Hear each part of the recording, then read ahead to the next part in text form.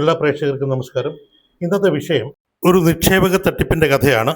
IT മേഖലയിൽ പ്രവർത്തിക്കുന്ന ഒരു കമ്പനിയായിട്ടുള്ള ടാൽറോപ്പ് നിരവധി ആളുകളെ നിക്ഷേപ തട്ടിപ്പുമായി ബന്ധപ്പെടുത്തി ചതിച്ചിരിക്കുകയാണ്.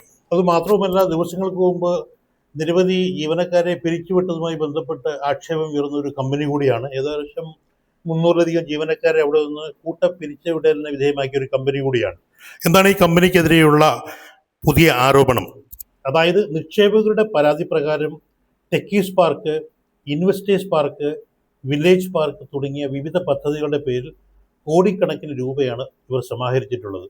അപ്പോൾ നിക്ഷേപത്തിന് പ്രതിമാസ വരുമാനവും ലാഭവിഹിതവും ദീർഘകാല സാമ്പത്തിക നേട്ടങ്ങളും ഒക്കെ ഇവർ വാഗ്ദാനം ചെയ്തതായിട്ടാണ് ഈ പരാതിക്കാർ പറയുന്നത്. സാമ്പത്തിക തട്ടിപ്പുമായിട്ട് ബന്ധപ്പെട്ടുള്ള ആദ്യ പരാതി ലഭിക്കുന്നത് അങ്കമാലി സ്വദേശിയായ ആൽബിൻ ജോസഫ് എന്ന ഒരു നിക്ഷേപകൻ ആണ് ആദ്യമായി പരാതി ഉന്നയിച്ചത്. ഇതിനുശേഷം ഏകദേശം 150ഓളം നിക്ഷേപകരാണ് പരാതി നൽകിയിരിക്കുന്നത്. പോലീസ് കേസ് രജിസ്റ്റർ ചെയ്തിട്ടുണ്ട്.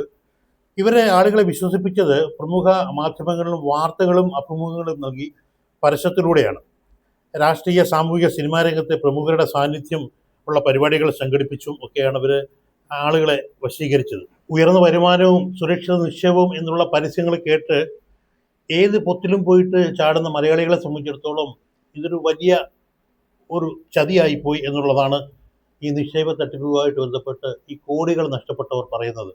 ഇവിടെ തട്ടിപ്പുണ്ടോ അവിടെയൊക്കെ മലയാളികൾ ആ തട്ടിപ്പിന് ഇരയാകും എന്നതിൻ്റെ ഒരു ഉദാഹരണം കൂടിയാണിത്.